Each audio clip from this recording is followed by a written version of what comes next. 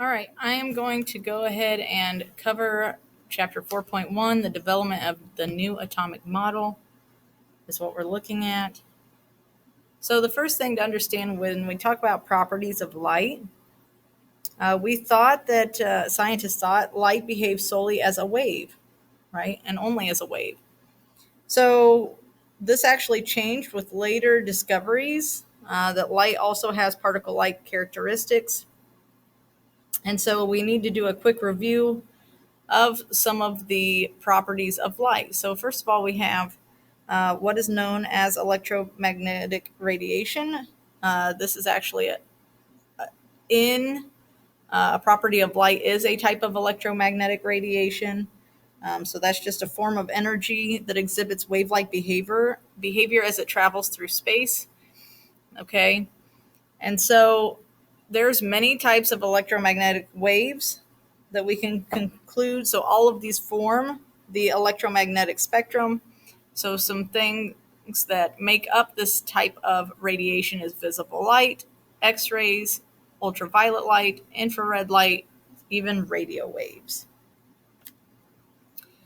So one thing to understand is these waves, right? All forms of these electromagnetic radiation move at a constant speed of about 3 times 10 to the 8th meters per second through a vacuum and actually travel slightly slower through different types of matter. But if we consider air also being a type of space, because air is mostly made up of empty space, then the value for the wave going through air is also 3.0 times 10 to the 8th meters per second, approximately. And so here we have the speed is equal to the frequency times the wavelength. So the wavelength is actually lambda, or upside down y. It is literally the distance between corresponding points on the adjacent waves. And then you get v for frequency and c for the speed of light. And that's the equation that we're using here. C equals v times that wavelength. So you have speed of light equals the frequency times the wavelength there. So here's just kind of the definitions from your book. Frequency is v, number of waves that pass a given point in 1 second. Wavelength is the distance between two peaks of adjacent waves. The speed of light is constant, so 3.0 times 10 to the 8th meters per second. And v and lambda must be inversely proportional when it comes to the speed of light. So here is just a visual when we're looking at wavelength, right? Wavelength is peak to peak. Okay, notice this one has a low frequency, how many waves per second. Okay, whereas the one on the bottom, the wave on the bottom, has a shorter wavelength, shorter span from peak to peak, and has a higher frequency. Okay. So now we're talking about light and energy with what's called the photoelectric effect. So really what we have is in the 1900s, early 1900s, scientists conducted 2 experiments involving interactions of light and matter. And these could not be explained by wave theory alone. So one experiment worked with this photoelectric effect, which is the emission of electrons from a metal when light shines on that metal. Okay, so these electrons were emitted from the metal when the light was shined on the metal, and you can see that from the picture here. So the wavy lines are that light source, right? The light ray shining onto that strip of metal. And then, of course, the electrons that are emitted, which is the second set of straight arrows coming off. So the incoming electromagnetic radiation from the left ejects electrons, and that's depicted as flying off of the right from a substance.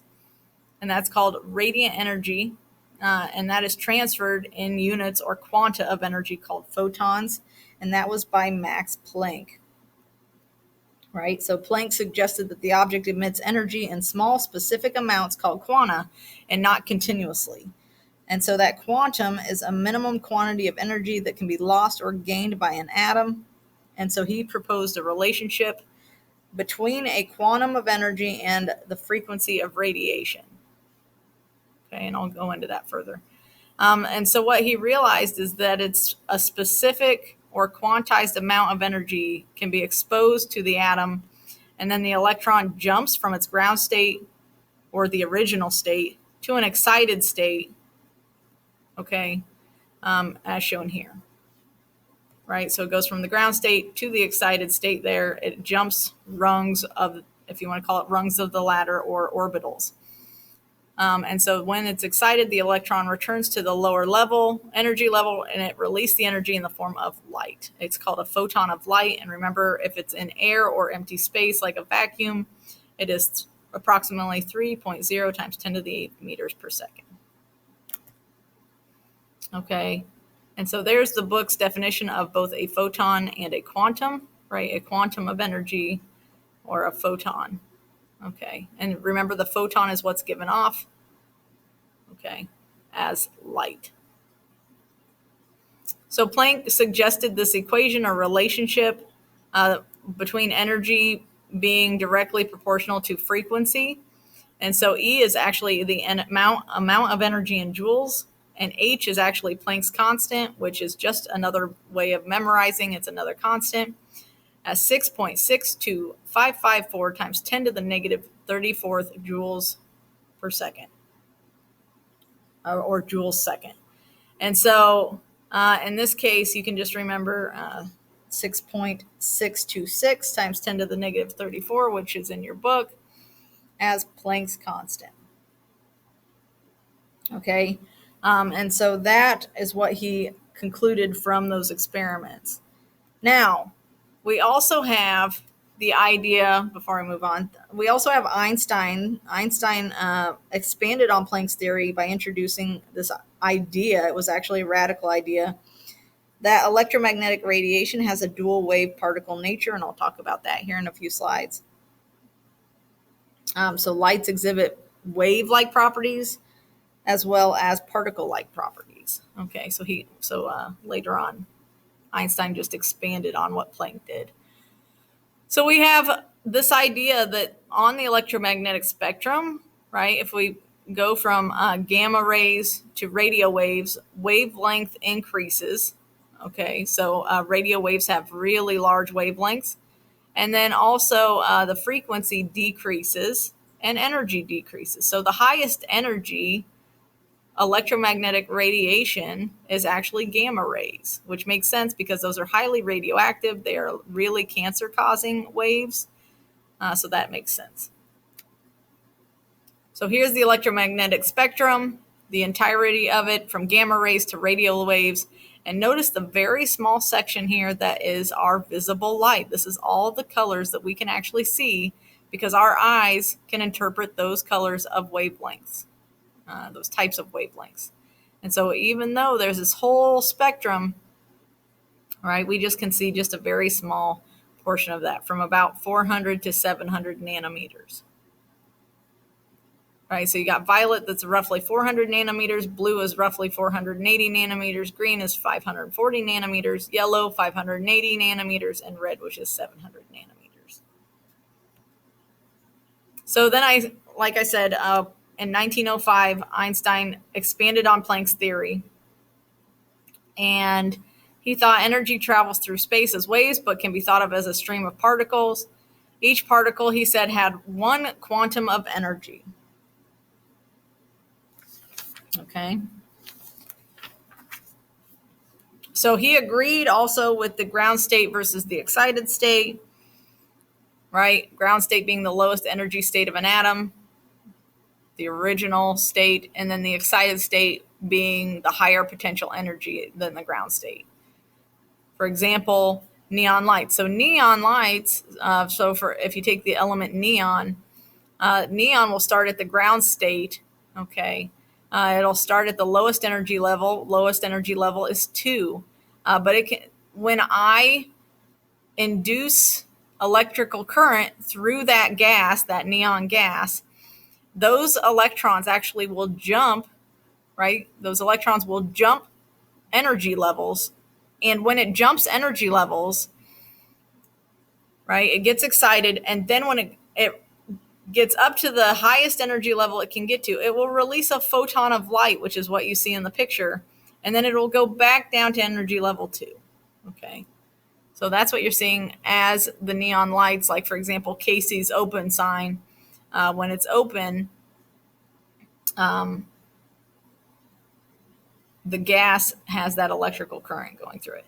Now these are like really old signs, so not like present day signs, but like really old signs, probably from the 70s is what I'm talking about. A lot of our current in the year 2020, a lot of our electrical signs are electrical, right? They don't have the gas in them anymore. That's why people look for the original gas tubes. So then we get this idea of the hydrogen atom line emission spectrum. Okay, that's what we have here is what can we see? So this bright line spectrum is when light is given off by excited atoms as they return to a lower energy state. Okay, and so the light is actually given off in very definite wavelengths, so different colors of wavelengths. And to view these, we actually have to use what's called a spectroscope. It reveals the line of the particle colors of those light that are passed through a prism and can identify those specific frequencies given off. Okay, so for example, here we have a hydrogen line spectrum here. So if I'm looking through the spectroscope, I'm seeing the picture on the right. And then I have to identify what colors are these, what exact wavelength is given off, and what color would be visible, right? So a definite frequency, definite wavelength, and that's what we consider to be the delta E. So we have Planck's constant times that frequency, and that gives me the change in energy. So here I have violet, I've got a dark blue, I've got a light blue, I've got an orange, right? So forth, so on, is what I see. And that's in smaller red and blue down here in the bottom right hand corner. Okay. So looking at the energy that is given off, right, the change in energy from when an electron goes from an excited state to a ground state, okay, we get that equation. So then that leads to the Bohr model of the atom. So we had Niels Bohr. He's actually a Danish physicist. In 1913, he actually was looking at this hydrogen atom line spectrum, right? And he actually solved it. He proposed a model of the hydrogen atom, linked the atom's electron with the photon emission, and that's how we get the Bohr model. So he said the electron can circle the nucleus only in allowed paths or orbits, and when the electron is on one of these orbits, the atom has a definite fixed energy. Okay, and so he said that the electron orbits or atom energy level can be compared to like the rungs of a ladder. Okay, so when you're standing on a ladder, your feet are on the rungs or another, and the amount of potential energy that you possess kind of corresponds to the first rung, right? And then the second rung, and so forth. And so your energy cannot skip 2 rungs at a time, right? It's hard for us to climb two steps at a time on a ladder. So you go from step to step to step to step, and so you just can't jump rungs of the ladder. Okay. And so that's what it's like, he said, for when the electrons circle around the nucleus in their set paths. So, of course, like I said, he composed these rungs or energy levels, electron orbits, and so they are only allowed in those paths. And there is a fixed amount of energy in those paths. Okay.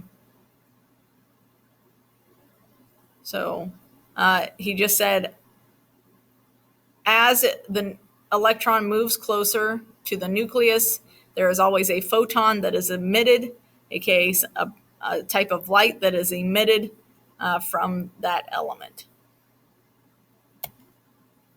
So here's where you get the actual structure of the Bohr model. Okay, you've probably seen it if you've watched Jimmy Neutron. So the nucleus, and no, this is not for size, right? This is not to scale, but the nucleus in the middle, and then you got the orbitals around it, right? And the nucleus contains the protons, the orbitals contain the electrons.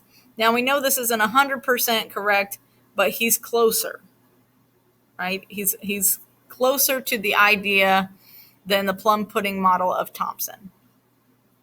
Okay, and he's even closer than the ideas of Rutherford. Okay, so we're kind of moving on with the different models, and he's gotten it farther now than the scientists that were before him. So here we have the energy of atoms are fixed in definite quantities. Energy transitions occur in jumps or discrete amounts of energy, and those electrons only lose energy when they move to a lower energy level, emitting that photon. Okay. So the only problems with Bohr model, like I said, it's not 100% accurate, is it doesn't work for atoms larger than hydrogen, aka more than one electron, and it doesn't explain the chemical behavior of each element. All right, so that sums up 14.1. The non-calculations, we will get to calculations later on for the wavelength and frequency of a wave.